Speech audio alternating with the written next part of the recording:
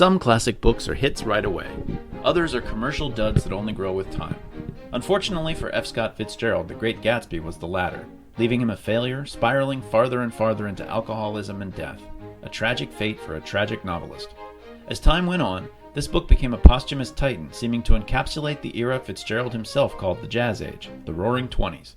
Today, it isn't meant as hyperbole when scholars call it possibly the great American novel. A story of the perils and deep psychology of success, it would be meaningful reading to today's meteoric and doomed media darlings. Perhaps P. Diddy will have some time on his hands for reading sometime soon. But as we know, no artistic work can truly reach the heights of critical success until it has gone through the gauntlet of toasting the classics. So, pour yourself a gin Ricky and listen in as we weigh in. It's time for episode 109 of Toasting the Classics, The Great Gatsby.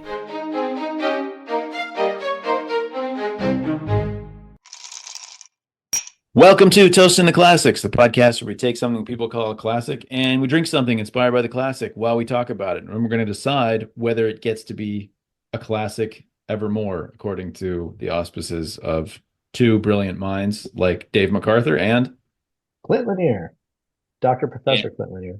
Thank you. There you go. Got to get the titles in. We are doing a book this time. I chose it, and I went with something I haven't read since I was in high school, I think. Maybe, yeah. I think it might have been 11th grade English class is the last time that I read this book, and that is The Great Gatsby by F. Scott Fitzgerald. It is a book from, oh boy, I didn't write down the year that it was written. Do you know that off the top of your head? I would say 1924. Right in the heart of the Roaring Twenties. 1925. 1920. Okay, yeah, perfect. Prohibition is in full effect at the time. Yeah, We doesn't seem to don't matter. know there's going to be a crash when he wrote the book. We don't know what the 30s are going to be like. It's actually kind of, what's the word I'm looking for? It's actually kind of, he's seeing the future a little bit, but he's sort of telling the story of the Roaring Twenties and then showing the sort of doom that hangs over that. But prophetic, is that what you're saying? Prophetic. God, yes, that's the word I'm looking for. This book is kind of prophetic if you think about it. Well, and I'll throw another one out. It's a bit prescient. There are many words because it seems to sort of key in on what's going on now too. There's this kind of like blatant hedonism, but at the same time, there's this cloud of doom hanging over this hedonistic landscape. You think of the 21st century as being hedonistic? I feel like it's like the opposite. I feel like the kids today are like Puritans compared to the way that people used to be. We can get to that. Yeah, we can talk about it. I'll tell you kind of what I'm thinking. But yeah, I read this like you did. I read this in high school, and I read it again. So I was stuck in San Jose, California, working for IBM, and I was by myself. My wife was in Las Cruces, New Mexico. This is in like 2000, and I was a software developer with them back in the .com days before all of us went broke. So I had nothing to do it. And I was sending her all my money. I was like by myself. So I like had an efficiency apartment. I'm like, why spend it on myself?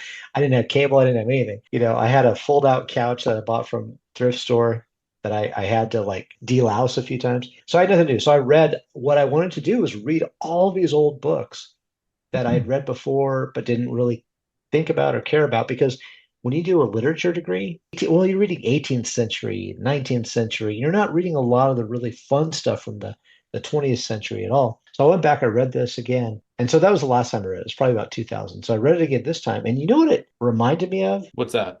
Gen X. This is like a Gen X anthem almost. Here's this guy. So it's about this guy Caraway, and he's looking around at all these parties, all this extravagance going on. And he like seems to feel unease throughout it. He's like, something's not right. Everything he looks at, he's like, something's not right here. And it was almost like Gen X in the 90s. Now here we have one of this super rich decade when America's walking tall again and stuff. And Gen X is like, I don't agree with any of this. Nirvana is talking about how everybody's a sellout. Radiohead's talking about everything's marketing. Or like Fight Club. I always thought Fight Club. Fight Club. There's emblematic of there's a price. Yeah, there's a price attached to everything, right? You look around your house and you got price tags from everywhere. And I think you're absolutely right that it is similar, but I think this is a thread that runs through America. I think America we have these boom and bust cycles, and the boom cycles, there's so much money, and everybody kind of feels. I was listening to someone say the other day that there's these two threads in America. There's the one thread that's like everybody sort of lampoons us for, which is the greed and the capitalism and stuff. But there's this other thread that's deeply rooted in probably like the Puritan and Protestant mindset where you're sort of Mhm. skeptical of those things and you Mm, know they're not real. That there's always that yin and yang between those two things. We have these yeah. moments of boom, but there's always Mhm. people standing back like Nick going, well, none of this is real and it's probably going Yeah. to collapse. And I don't Yeah. know what my place in all this is. And this all seems Right. insincere. And so I think it fits a lot of era. Probably the 1950s be the same thing. Right. America's doing really well. Everybody's got tons of money, but there's like a certain number of people who are standing around going, "What is this all about?" In the Yeah. 80s and the 20s and the 90s are like that too. And today it seems like everything is just chaos. I don't know. Right. I think really it is kind of a boom to some extent, but nobody Mhm. seems to feel it emotionally. Maybe you had the voices. I don't know about a movement. I mentioned Gen X just because we're Gen X, and like it seemed like there was a big group of people, like a whole generation that was Yeah, this is all fake. Thinking about it, you're right. In the 50s, the 50s again, America was walking tall. Then you had people like Caraway, and you had the Cassidy, and you had the Beats that were like, no, this is all crud. And then okay, in the 60s and 70s, but then you had people like Thompson, like Hunter S. Thompson, saying this is all fake. So you have right. these voices, you have the John the Baptists out there, Yeah, yeah. that Yep. that are saying Or saying Jesus, no, no, or no, no, no. Jesus himself, both But of them. maybe, but then I point at Gen X, and again, this is totally self-serving. Gen X was a generation that was like, this is all crap. It's like we don't believe Yeah, any of this. This yeah, is all fake, and we're still like that. I mean, Gen X is like, who's in charge now? Other than Trump, you got Trump at 78 years old or whatever. right. Every single person in his circuit is Gen X. JD Vance, Elon Musk, Tulsi Gabbard, Ramaswamy is actually like a millennial or something. Pretty much everybody else in his environment, they're all Gen Xers. And they're like, everything is crap and let's destroy it all. Let's burn it all down and start from start again, which is Kurt Cobain would probably be loving this. We talked last time about the Sex Pistols. We talked about Johnny Rotten being a conservative. That was his Hmm. whole thing. He would be like, "Yeah, I am for anybody who wants to burn it down." Seems like this book is sort of like that. He wrote this in 1922, published in 25. So it's published in the middle of the Roaring Twenties, but Yeah, the Roaring Twenties were about from like 20 to 21 to about 29, something like that, when everything fell apart. And so he wrote it enough into the 20s where it was all extravagant. Like prohibition is laughable, especially in this book. When you read this book, it's like there's no prohibition. They're all getting right. soused at this guy's mansion. Well, if you're rich, there's no prohibition.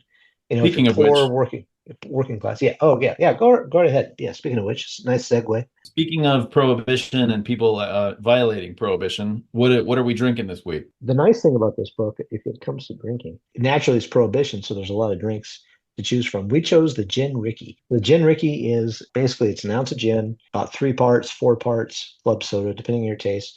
And it's supposed to be a whole lime. I didn't use a whole lime. Excuse me, juice from a whole lime. Mine said half a lime in the juice, but Oh, did it? Okay. Yeah, I read one that was I'm like a sure it whole lime. I'm varies. like, and it is pretty good. So a little bit of background, if you don't mind, on this drink. It's a gin Ricky. It was invented in late 1800s in Washington, D.C. Official Yeah, cocktail of the District of Columbia, by the way. that's right. But it started out as a whiskey Ricky. Apparently, there was a lobbyist who preferred gin, and this is about 1890 or so, and so insisted on gin instead of whiskey. And so they started serving gin, and then it became more popular than the original whiskey Ricky. Here we are with the club soda. Do you happen to know off the top of your head what year the 18th Amendment was passed?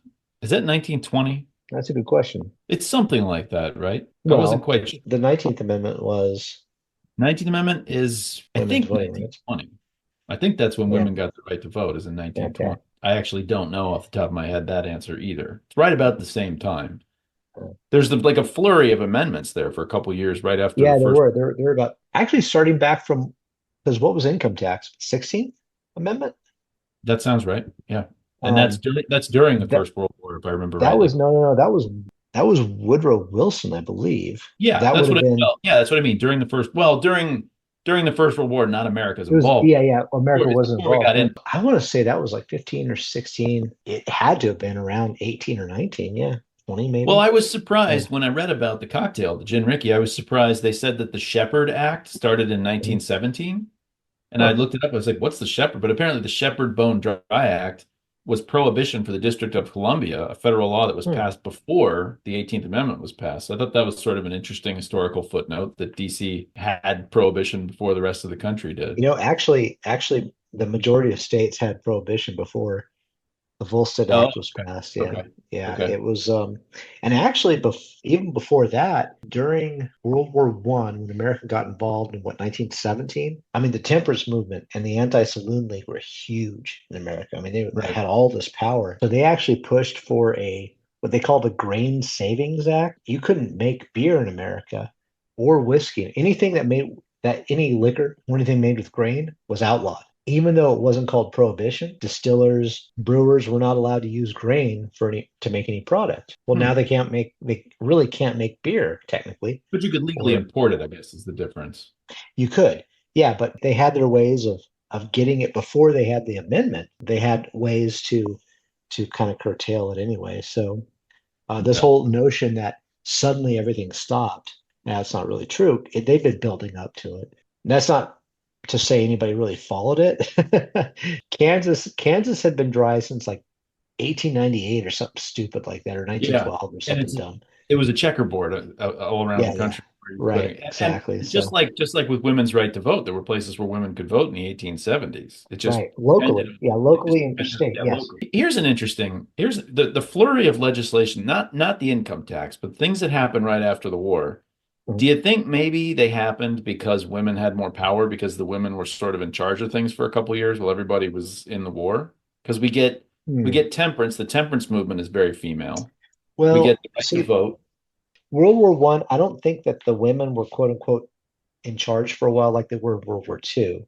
Oh, In World War One, let me caveat that. I actually think that the point I'm making is actually about the UK because I think oh, it was okay. much more, the war was much more enduring in the Oh, United Kingdom. And that's where the women's suffrage right. movement like really did gain a lot of Yes, yes, steam yes, yes, yes, there. yeah. So, I think that was like 1916 is when women okay. gained a vote over there, I Okay. believe. So that would actually really correspond with it because most of the manpower, literally and figuratively, in the UK went to the war.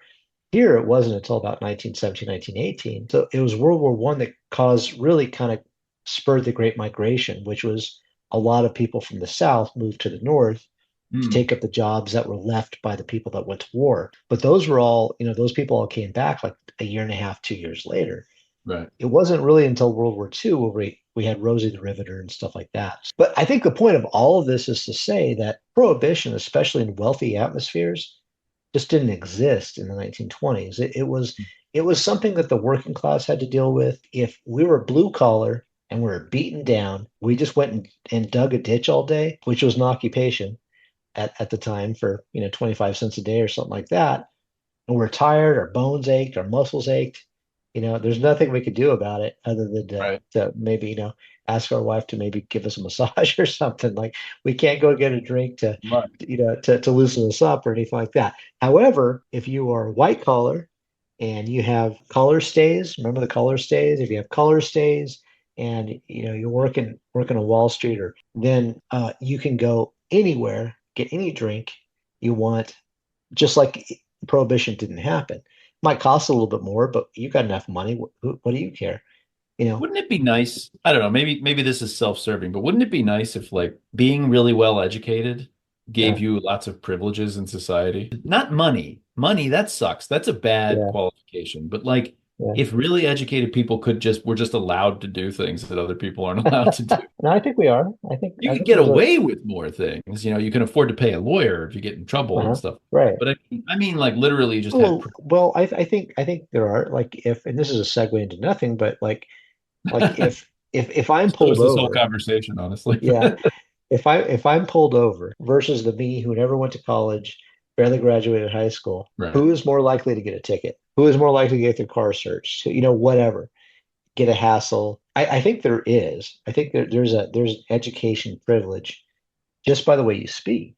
The way you You know, speak, yeah. 100%. I mean, here's the thing. 100%. Like Neil deGrasse Tyson, I don't care what anybody says. Okay, he's black, but you pull him over and you talk to him for like 10 seconds, and you're like, oh, this is a very educated person, and I'm going to treat him different than I would some guy from the hood. I think that is true for some percentage of police, but the strange thing I saw over the years Mhm. is that there are some police, and it seems ridiculous to me. When people would talk about that, I'd be like, no, the police would not treat any black person badly. But I don't know how many times I've seen three cop cars pulling over somebody on the side of the road, and you look, and it's a 65-year-old black woman.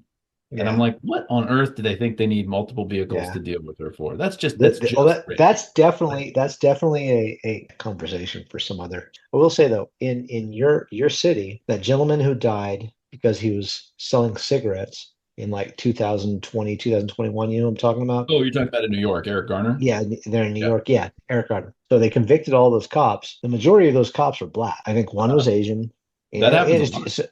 so I'm just saying, it's like I don't know if it's certainly not a white on black crime. All I'm saying is that if you pull over somebody who can enunciate, and sounds very intelligent and so forth, I think that gives a different perception.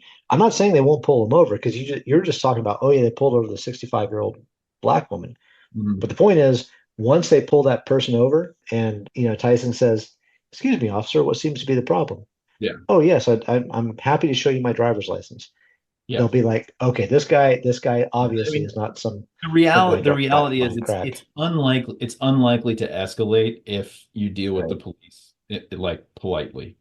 right. The thing that happens, I think, sometimes is that if you're a black dude and you've been pulled over 8 times the last week, that eighth And time you get pissed off. you get frustrated. No, And then it I get escalates. that. I get that. And it's But like technically you did something to escalate it, but you also understand why the person's getting right, annoyed to keep right. getting pulled over. So I mean, Where are we? You know what we right. should do? Let's give for those we have 10, Some we kind of might have picked up synopsis. one. We might have 11 listeners now. But for those that pick it up, yeah, can you give a synopsis of the book there? This is a classic novel, but a lot of people call it that. Some people, and I think it's in the running for perhaps the most famous American novel. It's right up there. It's in the top five. The American novel is The I think American how they novel. If you're call going to it. have, and that's why we're saying this specifically applies to America, and it Yeah. Mhm, applies to America in a way that seems to carry through the ages. It seems to mhm, carry.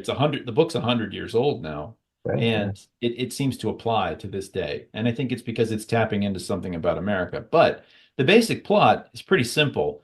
You've got a guy who moves to New York, can't afford to live in the city, which I could definitely sympathize with, moves out to Long Island and gets a house out there, and he's trying to become a stockbroker. He gets a job. He's living next to this fabulously rich guy named Gatsby, Jay Gatsby. They sort of get to be friends. It turns out that I wanted to ask about that, about the coincidence of Nick living next to Gatsby. I don't know whether that's supposed to be a coincidence or not, but Gatsby's obsessed with this woman from his younger life when he had no money and he wants to get with her. So he sort of uses Nick to get closer to her. There's a bunch of shifting affairs and relationships between this group of people that are living in the upper crust of society in 1924, 25, whenever it's supposed to take place. And everything sort of falls apart predictably. There's these great big huge wonderful parties, but everybody feels empty and nobody's really having a good time, which, by the way, I did want to point out that is kind of a departure from reality. In reality, debauched parties are actually pretty cool and kind of enjoyable. Like, I don't really know why everybody has such a problem being at a debauched party. They can call me. I would be happy to show up at one of these parties and I will have a great time. I don't know what is Well, wrong with these. we'll let the Diddy files speak for themselves. How's that, Not that debauched. I'm just hanging out, dancing, and You know, drinking. you didn't define it. I'm talking about a reasonable level of debauchery, Oh, having a couple okay. and having some dancing and singing, and that sounds like a Yeah. great. Okay. Essentially, so this is the part where we always assume everybody's read the novel because there are some spoilers towards the end of the book, and I just want to let everybody know to skip forward a minute if you have a problem with that. But at the end of the Right. book, there's a big argument between and Daisy. Daisy's the woman that he's been having the affair with. Gatsby has a big argument with her husband. They all get hammered and drive around, and her husband, Tom, ends up running over. Wait, I'm sorry. Who's driving the What? car? It's Daisy who's driving the car. I'm sorry. With Gatsby in the With car. Gatsby in the car, correct. She runs over Tom's mistress, which is a gigantic coincidence, I guess. I'm not exactly, it's not really a coincidence, I guess, because it's a very visible car and she runs out to greet them and gets killed. And then Tom, Daisy's husband, tells her husband, Myrtle's husband, that it was Gatsby driving the car and he killed her. So then Tom murders Gatsby in his pool, and that's pretty much the end of the book. George Murray. Wilson, anyway, with Yeah. Myrtle Wilson. Wilson. So it's a tragedy. Everybody dies at the end. Makes sense. Fitzgerald was writing at the same time. So he and Hemingway are friends and contemporaries. So everything at the end of Gatsby's novel, everything sucks and everybody dies, and there's no happy ending. Every single one of Hemingway's novels ends terribly. Maybe it was his influence, maybe that was his plan.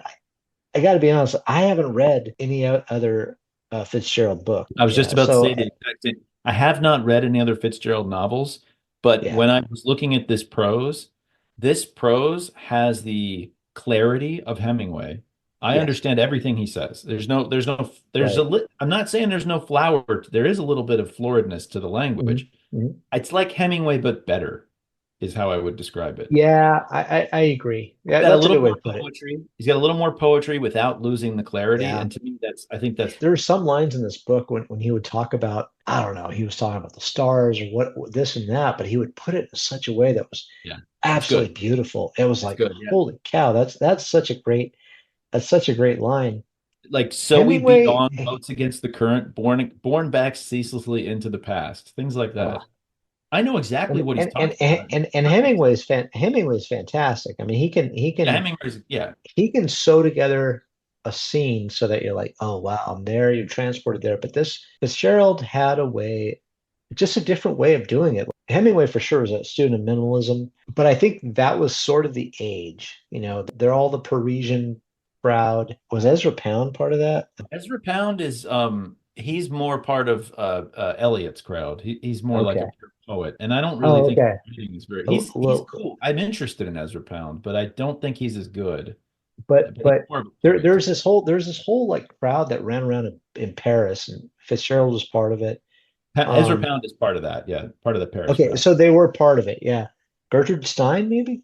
Gertrude Anyway, Stein is so the one yeah, who's so dead. so there's like yeah, the whole movable feast crowd that Hemingway talks about. And so they all sort of were students of this minimalist type of writing. They're the pre-beats, as they call it. They're like supposedly stripping away everything, but and Hemingway does that. I mean, his sentences are two words sometimes. Yeah, Fitzgerald, I think he's more poetic in doing it. You know what I mean? He sort of savors what's good about the florid writing of the Victorian era, which right. preceded them. He applied that sort of to the minimalist movement in this book, Well, and it's a beautiful.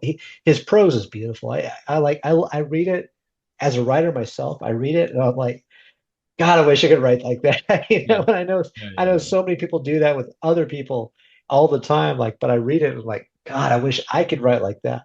But I Yeah. just can't. I just don't have it in me for some reason. That's just not what I do. There's a way of thinking in, well, like you said, in the Victorian mind, which Mhm. is why would you ever say a thing in 8 words when you can use 68?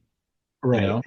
And Well, yeah. there's a it's not just the prose, but there's a mindset to that. There's a way of talking around what you're trying to say, which is actually pretty entertaining and very beautiful in a way. It's a nice trick to pull off if you do a good job. Maps. It And also is kind of annoying to read sometimes. You're like, could yeah. you point? But it reflects the time though. You go to England, you go to Hyde Park, you look at Prince Albert Hall or something like that, and it looks like it was made in like the 12th century, but it was made in like 1880 or something like that, right? Because there's all this decoration around it. There's all this junk that's cluttering it.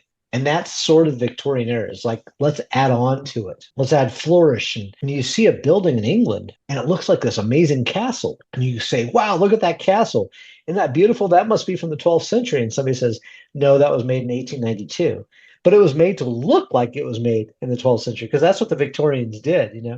I'm assuming So, you've been to the Smithsonian complex in DC. of course. And there's a couple of, and you can see the different styles all around, right? Like a Yeah. couple of the big museums are Oh, neoclassic. yes, yes, yeah. The The other Victorian buildings, castle. Yeah, they had, there's yeah, the Smithsonian castle. Yes. there's two buildings there. There's the old Yeah. castle, and then there's the Yeah. Arts and Industries building, and they're Mhm. beautiful neo-Gothic, super cool Mhm. buildings that look like Right. something from I don't even know when. They don't really look like Yeah. Yeah. anything real, but it's an interesting style. It's very Right. ornate. And if Mhm. it's one of the buildings in the mall, you're like, oh, this is cool. And then next door Yeah. is like the Hirshhorn, which is a completely Yeah. different modernist. Fitzgerald was sort of a step between than like Hemingway was, Yeah, for example. I Like agree. Yeah. if there's a delineating line, his foot was right on that line, whereas Hemingway's was firmly in the minimalist side. And I guess the point I'm making after a 12-minute segue, was they both kind of can't come to the same conclusion, which is like a Morrissey song. Everything sucks. Everything's gray. Yeah. And we're all going to die in the end. And that's sort of like, I think Hemingway would have ended this with somehow the narrator would have died too. Fitzgerald doesn't take it that far. The narrator ends, you suppose he has a good life because what he does is he flees the toxic environment of where you live, Dave McArthur, and he goes back to the Midwest, finds Which is solace in the real America. so something bothers me about this. This is a Yeah, geographical point. The Midwest that yeah. they flee to is I Louisville. know. It's not really, yeah, it's not That's really, not I even, know. that's the South. That's Yeah. not the Midwest. Well, the Midwest includes Chicago, Wisconsin, Kentucky. Inarguably, Yeah, Chicago, yeah. Wisconsin. Perfect. Yes, that's the Okay. Midwest. Yes. Davenport, Iowa is the Midwest. St. Okay. Louis is southern with some flavor of the Okay. sorry, it's Yeah. Midwestern with some flavor of the South. Okay. Louisville, Kentucky? I know. I He's all mean, over the place. Yes, it's I right totally across the agree. river from Ohio, I guess, but still, I just don't. He wrote this, I think, before he went out to California. So who knows what his experience was of the action. But he's from the mid, Is it not Illinois? definitely from the Midwest. I mean, he's He is actually from the proper Midwest. And remember, yeah, we talked about T.S. Eliot was originally from the Midwest also. He was from yes, St. Louis, I think, if I remember right. So there was definitely something going on in the Midwest that was actually starting to produce some great good literature. writers, huh? We're gonna get emails about this. He was from St. Paul, Minnesota. Oh, Minnesota. That's Yeah, that's right. That's right. definitely Yeah, the Midwest. yeah, Although the St. Louis Midwest and the Minnesota Midwest is not the same beast. Those are two very different places. yeah. Point is, Louisville is an odd Midwest. I don't know a lot. I've never been to Long Island. I've heard a lot about it. I've seen Mad Men. Apparently, that's where all the rich ad That's where Don execs Draper's lived, and Don Draper's house yeah, is out there, yeah. and They're all sorry, out there. All the rich people. I've been to. You're gonna laugh at me, but like the only context I have is Atlantic City. But I did a lot of research on Atlantic City for something that I wrote because I am a writer, not as good as Fitzgerald, I admit. So something I wrote. I did a lot of research on Atlantic City. I know the history of Atlantic City, and you can see it when you go there. Well, you could the last time I was there. I understand it's a bit like the mold on the side of your bathtub. Like the bathtub's great, and you can see how the bathtub in general is great.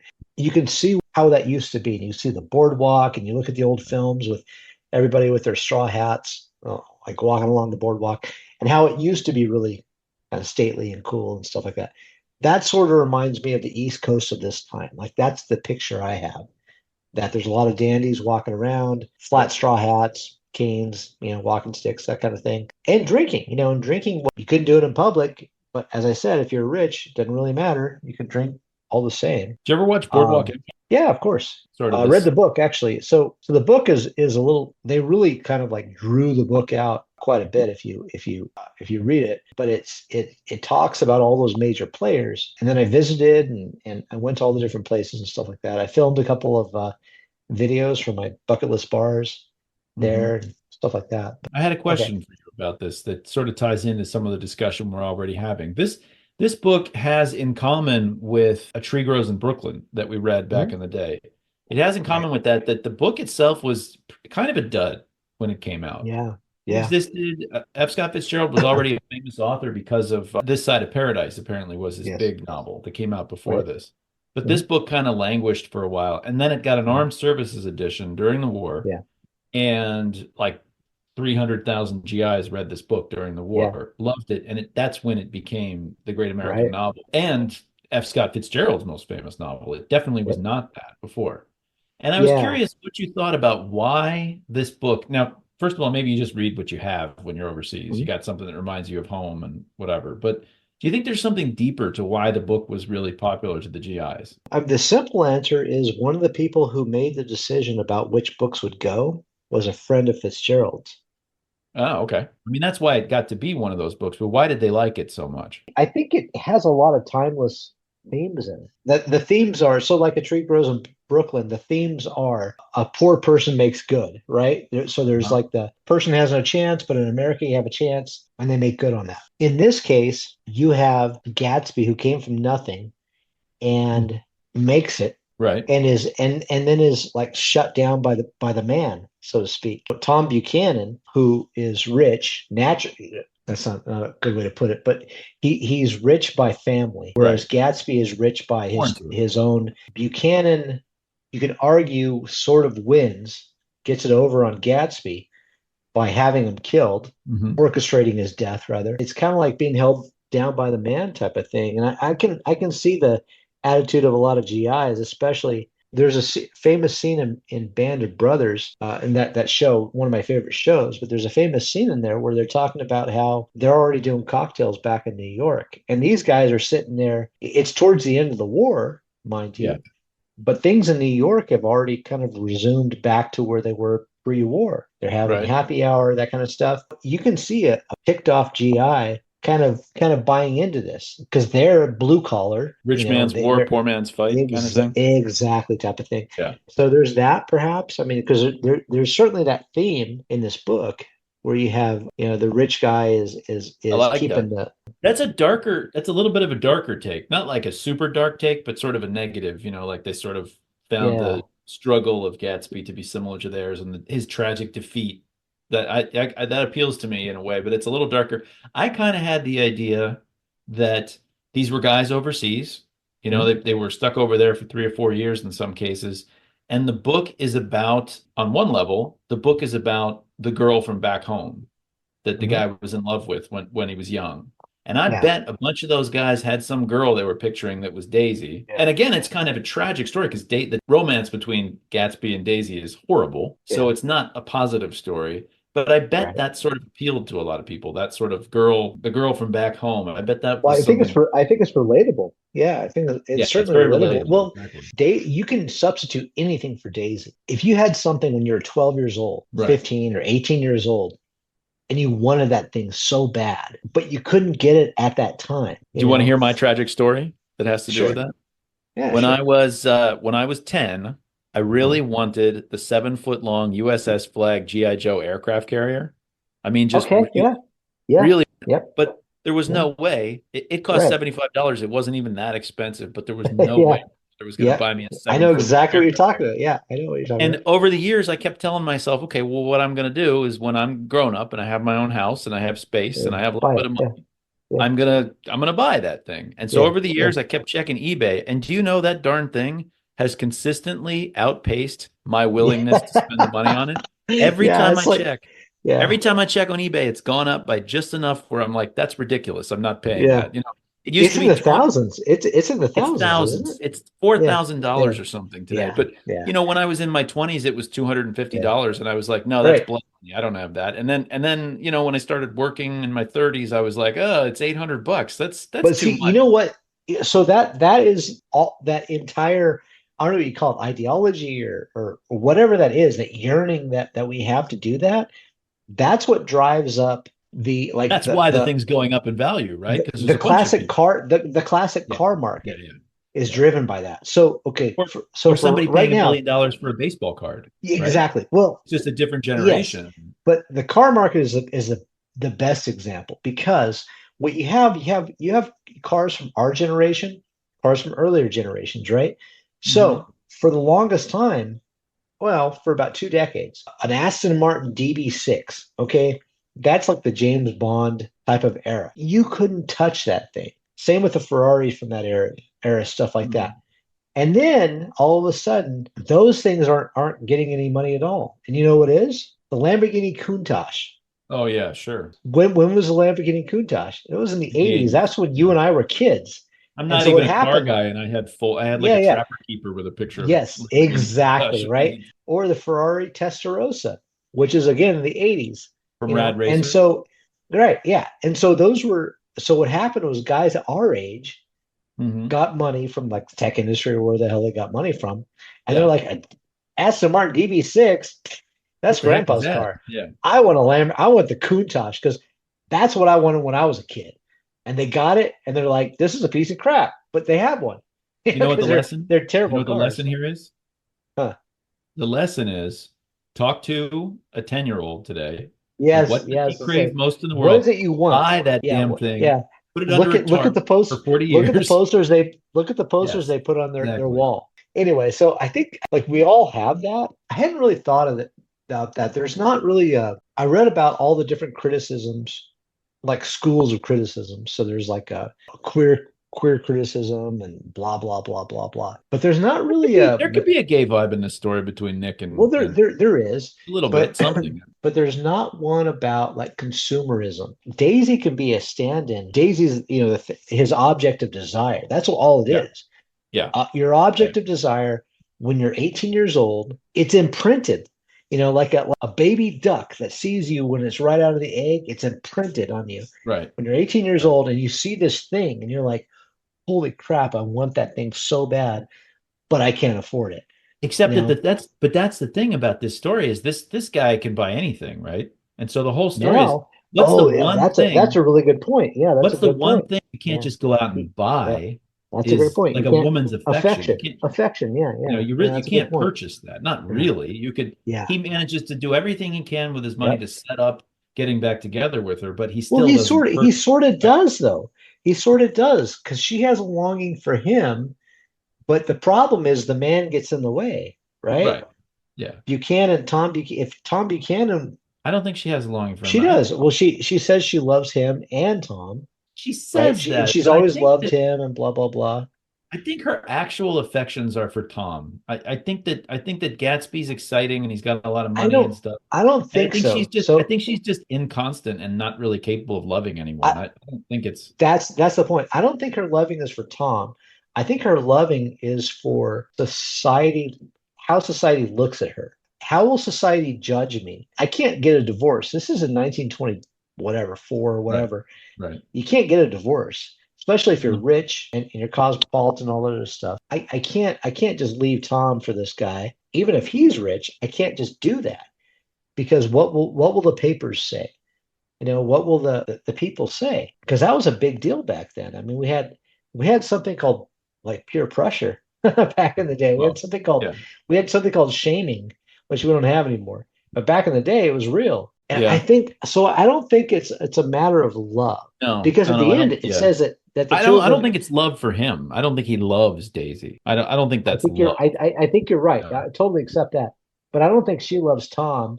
no, I think no. she might love Gatsby for real, but she doesn't love Tom. You talked about her being a metaphor for things, and I think one of the Yeah. strongest metaphors because he wants her, he goes and makes Hmm. all this money in order to Hmm. acquire her. He kind of Yeah. acquires her, but then she ends up just going back to the guy that always had the money in the first place. Yeah. I think she Hmm. stands in for sort of, I don't know if I want to call it the American dream, but it's like the dream of wealth, or not wealth, but like prestige, like being like upper class. It's like she represents the dream of acquiring the upper class. And it's like no matter what he does, he fails at it because he wasn't born into it. And she goes back to Yeah. Tom I think and it's it a lot kills of him. different And his things. quest to do it kills him. I think part of it is like acceptance. Like no matter what you do, they're not going to accept you, Right. type of thing. Right. You can make all the money in the world, but you'll never be good enough for those people. The upper crust, the blue bloods. And this is the Gilded Age was you have I mean, castles built in America at that time with the Vanderbilts and the Rockefellers and all these other huge, people that just had money that we can't even think about now. We talk about Elon Musk. Mhm. Imagine 400 or 500 Elon Musks, and that's what we had in this country. With just unimaginable wealth adjusted for for inflation. And Adjusted for inflation, but yeah, but in terms of your purchasing you know, power, you're talking about yeah, their purchasing power. It was incredible. These people like would build little castles on the East Coast, and the thing is, like, they'll never accept you, type of thing. No matter what you do, you you're know, not going to be part of that. So it's like this unattainable dream. Maybe that's what it is. It's like the American dream is unattainable. If that's what the American dream is, you'll never get it. if it's that entry into Yeah, the upper classes, then yeah, I mean, you're not going to get yeah, that. But the right. weird thing is I sort of wrote down some notes about this too, as I kept thinking about it, is that everybody talks about today is such a stratified society that like, there's the haves and the have-nots. I'm like, Huh? I don't know, maybe that's true in some sort of monetary terms, but we do not have that like landed class of Right, people who are just above. Most of the people you and I can name who are super rich weren't, they acquired their money. They're not right. like, they are nouveau riche, right? And it's weird because that term wouldn't even be used today. That why would that be an insult? It doesn't Yeah, nouveau riche mean you're the one that actually earned the money? Isn't that the best right, person to be? right. I'm not impressed with the guy who inherited. Yeah, but it always like meant like something vulgar, you know? It was Well, I like mean, to some, like you take people like like the the new Kardashians, they have money and they're trash. yeah, yes, They seem yes. like But crappy it people. also meant like, okay, so do you remember that movie The Jerk with Steve Martin? I've Do you actually remember never seen when it all the way through. what? No, never Oh, seen it. That'd be a okay, good show. well, That'd be a good one to do for the show, maybe. upcoming episode, yeah. So there's a part in there when he said that when he shows the shack that he grew up in. Mhm. Are you familiar with this scene? I actually watched like the first half hour of the movie one time. I didn't Okay, watch. well, this is in the end. Yeah. This is the end. See, well, you Oh, won't okay. know it. It's a gag at the very end. So he made all this money, and he came from like nothing. Like he lived in a shack in like Alabama or something, right? And he shows this little shack, and he says like, I didn't realize that when I was sending all this money to my parents that they put all the money aside. And with all that money, they were able to afford something, a much bigger place. And so it shows this shack be able to afford a much bigger place. And it was just a bigger shack. It was like the exact same shack, but just bigger. That's a good joke. It's like, so that's the nouveau rich. It's like, Right. yeah, they're like KFC type of, but just like a McMansion type of thing. Maybe it's because I'm white trash, but I feel like that's more, I respect that more. Like, why would you let it change you if you made Yeah. money? I don't know. Well, again, it's the blue bloods versus the blue collars. You know what it You know? actually might be? And just me Huh. saying out loud redneck and white trash, like having that thought, Yeah. it actually might be ethnic. It actually might be that waspy people have a different Mhm. idea of what being wealthy should be like. Yeah. And those of us who are not wasps are like, what do you mean? I'd like to have tons of money, but I'm still gonna do the same stuff I always Yeah, did. I'm still gonna I'm wear still gonna be a sweatpants and redneck, you know, yeah, like yeah. I'm still gonna wear I'm still gonna sweatpants, enjoy. order Domino's or something like that. Yeah. Yeah, like what I don't Yeah. know, because Maybe. I don't know. I don't I'm know, like man. money's It's great, money's wonderful, but I don't particularly want any class or prestige. Like I'm not yeah, I interested. don't want anything. I don't want any like restrictions that go along with it. Yeah. This book is dripping in that. It has a lot of those themes, classes and stuff like that. So Did you see how I edited the Gulag Archipelago episode and posted it recently? That yes, was our last episode that yes, came out. yeah. So there was a lot of things. If you haven't listened to it yet, you should go back and listen because it's 4 years ago and the world is different. The world has changed. I've changed. You've changed. Like we're saying things that are very different than what we would say today. And there's this one thing I'm talking about where I'm talking about how the 20s are going to be this great decade. Like they're going to be so much fun because everybody's going to come out of COVID and they're going to be like, oh, great. Like, oh, and I don't mean for me and you, I mean like for the kids. Like they're going to be out partying and having a great Oh, time. I And remember you said that. Yeah, boy, was that wrong. And these kids do not right. know how to enjoy themselves at all. Yeah. Like the world is great. Like, why aren't they out there having a good time? But they don't want to leave the house. I don't know. That was depressing. And I was thinking that the 2020s are much less fun than the 1920s, is I guess what I'm saying when I That's think a about that's a that. really good point. Yeah, that's a really good point. We Well, could, we could probably use a little debauchery in a Valley of Ashes and stuff like that.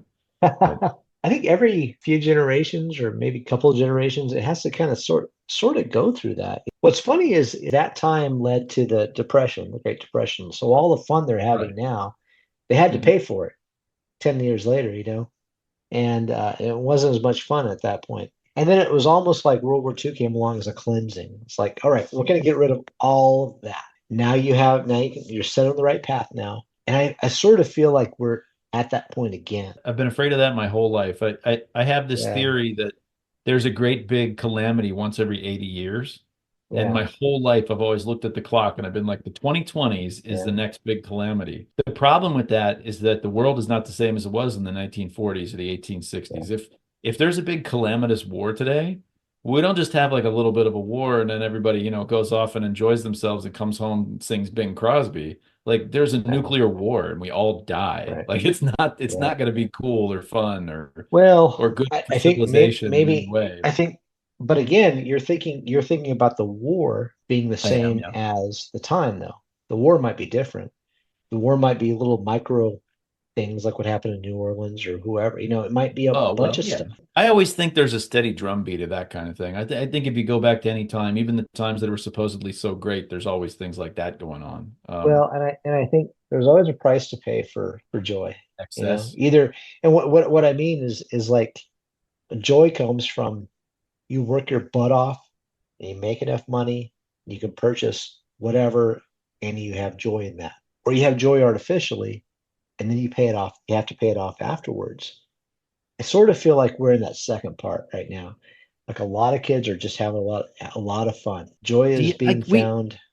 we talked about this early in the show. Do you think the kids are having fun? I think we have a completely different perception of what's going on with I young think I people. think the kids are I having it. think young people are miserable today, it seems to But I me. think I think fun has changed. I think the idea of fun has changed Maybe. in a lot of different ways, man. I mean, in our generation, when we wouldn't think it would be fun to film a buddy of ours going up and smacking somebody in the back of the head and then laughing about it and running away. Kids do that, and then they post it, which is weird, on Twitter or Oh, you're Instagram or talking about like a TikTok or something like random that. person. See, my friends and I, we definitely Yeah, would have hit each other in the head and filmed it and thought it was funny. You're yeah, talking yeah. about Well, like that attacking would be somebody in different. the Yeah, street. that would be Yeah. different.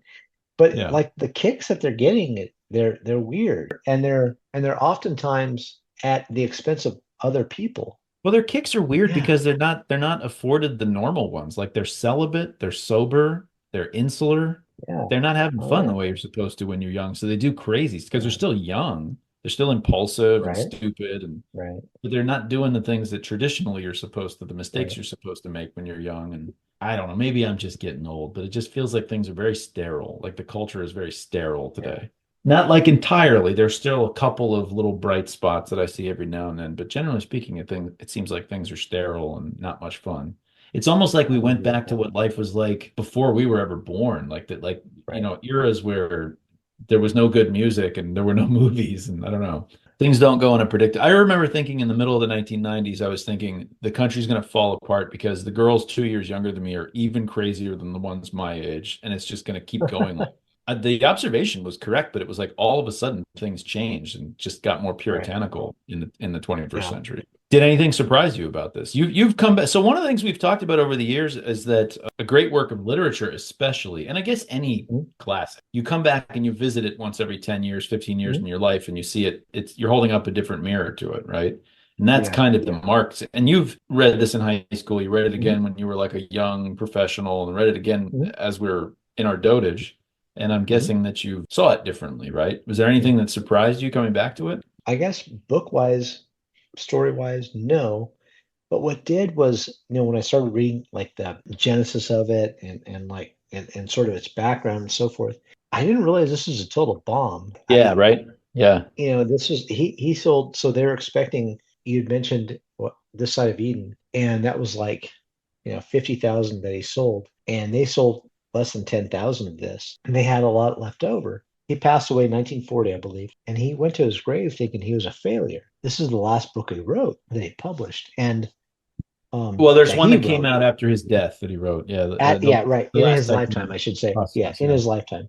So this is the last one, as far as he knows, that he wrote and published. right. Like he figured he was a failure. Like that's how he thought of himself Yeah, when he died of cancer. And then it became like the Great American Novel, or in the running for the Great American Novel. I didn't realize that. You read these books when they give them to you in high school or whatever. It's just hmm like, oh, this is the Great American Novel. You should read this. right. They don't tell you that nobody liked this when it came out. It's kind of like a Van Gogh painting. Van Gogh wasn't appreciated until well after his death. Yeah, Nobody studied his artwork while he was alive. Well after the nobody fact. paid for it anyway. Yeah, Nobody paid for it, exactly. And so, that was a surprise to me. I didn't realize that this was a failure, economic failure. And critically, it was like totally lukewarm. Like he had probably as many people saying, this is okay. Like if it was a Rotten Tomatoes, right. it would sort of be in the middle somewhere. Yeah. IMDb, this would be about a 5 or a 6. So there's nothing special about it. It's making me wonder if perhaps when people read it in the 20s, maybe they were like a little too close to ground zero.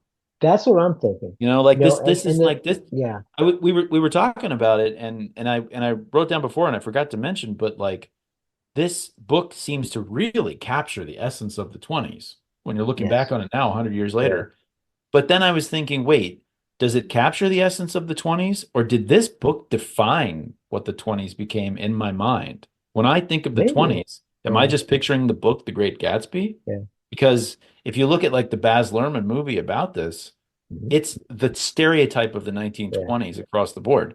And so maybe that's just what the 20s became in my Well, mind, in so everybody's. so he coined the term the Jazz Age. I actually didn't know So that. That's a perfect example of what I'm talking about. F. yeah. Scott Fitzgerald like wrote the idea of the 20s to some extent. Maybe So this just didn't anyway, it was capture other like that people. was my sort of my biggest surprise. So, You know, it was another thing that I so was thinking. We were talking about huh. reading the book at different points in your life. And the Mhm. first thing you mentioned is that you read this and you look up all the stuff about like how the book was made. And I said it Mhm. suddenly occurred to me, and I don't know why I've never talked about this on the podcast before because it's very obvious. This is the first time in history where you read a book, you watch a movie, you can learn all about it because you've got the Yeah, internet. You can go on yeah, Wikipedia that's and you can true. learn all That's a about the good thing point. you just watched, Yeah, and that's going to shape how you perceive the book or the movie or yeah, whatever.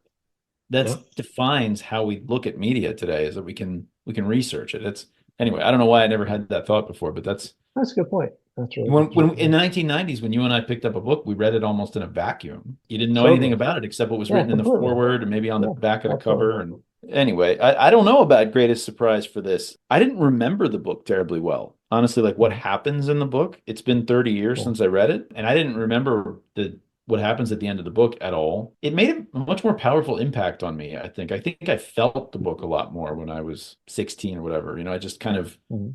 emotionally interpreted the book a lot. Maybe I just because I actually still had emotions when I was a younger person. I don't know. Maybe they're just all gone now, but I don't really have anything about like a greatest surprise, except I guess to some extent that this is autobiographical. Surprised me. This Right. is a description Yeah, of how F. Scott Fitzgerald and Zelda lived their lives and like where they yeah, lived and the kind of parties they were having.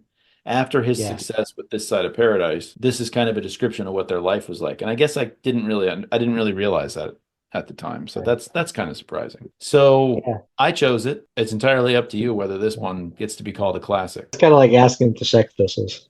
You're like, okay, yeah, whatever. Yeah, same Well, thing.